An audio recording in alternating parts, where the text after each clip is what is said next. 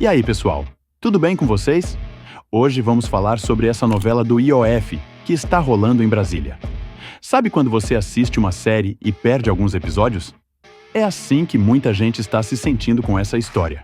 Num dia, o governo aumenta o IOF, no outro recua, depois propõe outras coisas.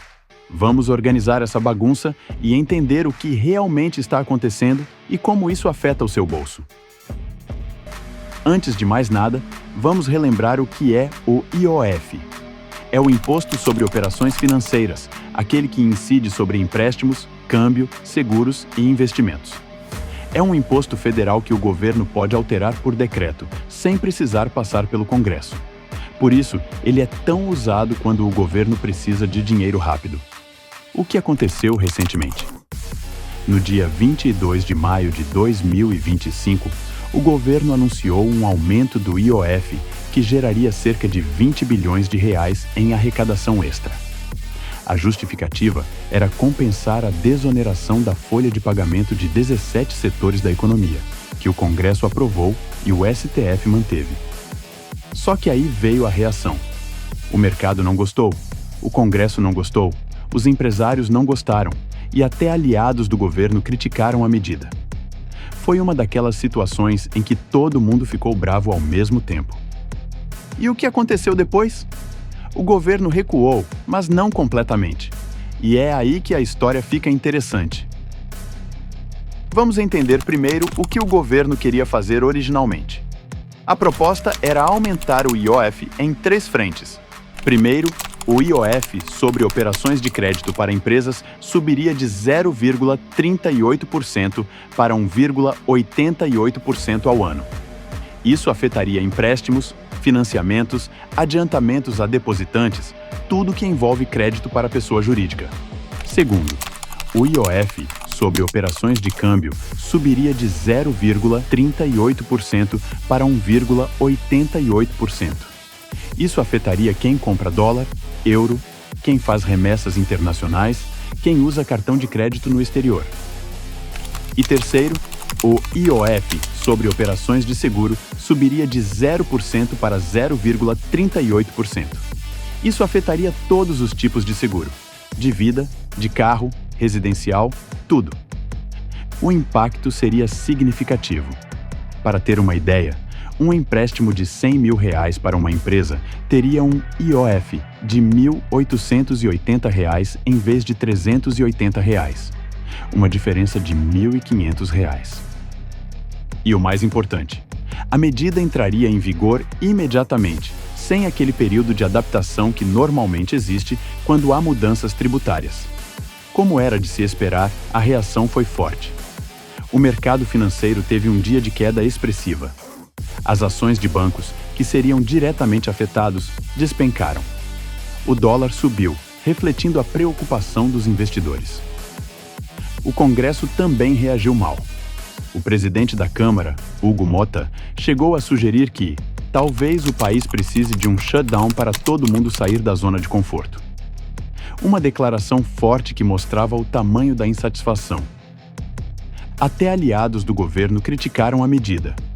O senador Jacques Wagner, líder do governo no Senado, disse que a decisão foi infeliz e que pegou todo mundo de surpresa. Com toda essa pressão, o governo recuou. O ministro Fernando Haddad anunciou que o aumento do IOF seria menor do que o previsto inicialmente.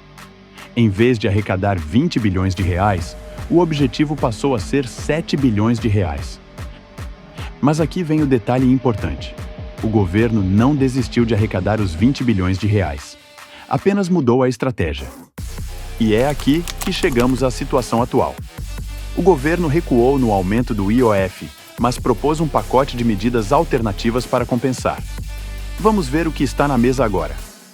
Primeiro, o IOF sobre crédito para empresas ainda vai aumentar, mas menos do que o previsto inicialmente. Em vez de ir para 1,88%, vai para algo em torno de 0,7% a 0,8%.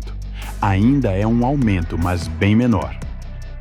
Segundo, o governo propôs acabar com a isenção de imposto de renda para LCI e LCA, que são investimentos muito populares ligados ao setor imobiliário e agrícola. Hoje, eles são isentos de IR, mas a proposta é criar uma alíquota de 5%. Terceiro, o governo quer unificar a alíquota de imposto de renda para aplicações financeiras em 17,5%. Hoje, dependendo do tipo de investimento e do prazo, essa alíquota varia de 15% a 22,5%. A ideia é simplificar, mas na prática, alguns investimentos terão aumento de imposto.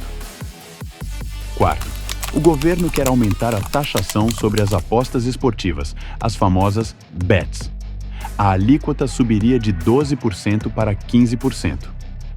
E quinto, o governo pretende cortar incentivos fiscais para alguns setores da economia, o que geraria uma economia de cerca de 5 bilhões de reais. Somando tudo isso, o governo espera arrecadar os mesmos 20 bilhões de reais que buscava inicialmente com o aumento maior do IOF. Agora vamos ao que interessa. Como isso afeta o seu bolso? Se você é pessoa física e não tem empresa, o impacto direto do IOF será pequeno.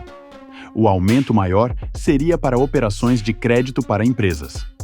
Mas isso não significa que você não será afetado. As empresas tendem a repassar custos para os consumidores. Se o custo do crédito aumenta, isso pode refletir nos preços dos produtos e serviços. Já as mudanças nos investimentos podem te afetar diretamente. Se você investe em LCI ou LCA pela isenção de imposto, vai perder essa vantagem. Esses investimentos continuarão sendo interessantes, mas menos do que antes. A unificação da alíquota de IR para aplicações financeiras também pode mudar sua estratégia de investimentos. Investimentos de curto prazo, que hoje têm alíquota maior, ficariam mais vantajosos. Já os de longo prazo, que hoje têm alíquota menor, ficariam menos vantajosos. Mas o mais importante é entender que essas medidas ainda estão em discussão. O governo apresentou as propostas, mas elas precisam ser aprovadas pelo Congresso. E como vimos na reação ao aumento do IOF, o Congresso não está muito disposto a aceitar aumento de impostos. Então, o que podemos esperar daqui para frente? Primeiro, é provável que vejamos mais negociações e ajustes nas propostas. O governo precisa do dinheiro para fechar as contas, mas também precisa do apoio do Congresso. Segundo, algumas medidas têm mais chances de passar do que outras. O aumento da taxação das bets, por exemplo, tem bastante apoio. Já o fim da isenção para LCI e LCA deve enfrentar mais resistência. Terceiro, mesmo que as medidas sejam aprovadas, algumas delas só entrariam em vigor em 2026, por causa do princípio da anterioridade.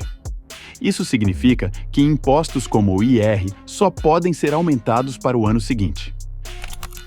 E quarto, é importante ficar atento às suas finanças pessoais. Dependendo do que for aprovado, pode ser interessante rever sua estratégia de investimentos e de crédito. O que fica claro nessa história toda é que o governo está determinado a aumentar a arrecadação. Se não for pelo IOF, será por outros meios. A questão é como fazer isso de forma que cause menos impacto negativo na economia e menos resistência política. Então é isso, pessoal.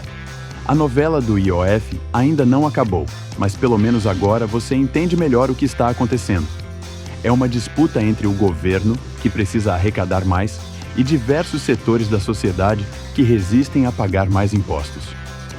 Como sempre, quem vai pagar a conta no final somos nós, os contribuintes. A questão é quanto, como e quando. E vocês, o que acham dessas medidas? Acreditam que o governo vai conseguir aprovar tudo isso? Deixem nos comentários. E se gostaram dessa explicação mais tranquila e direta, deixa um like e se inscreve no canal. Estou testando esse formato mais leve e quero saber o que vocês preferem. Até a próxima!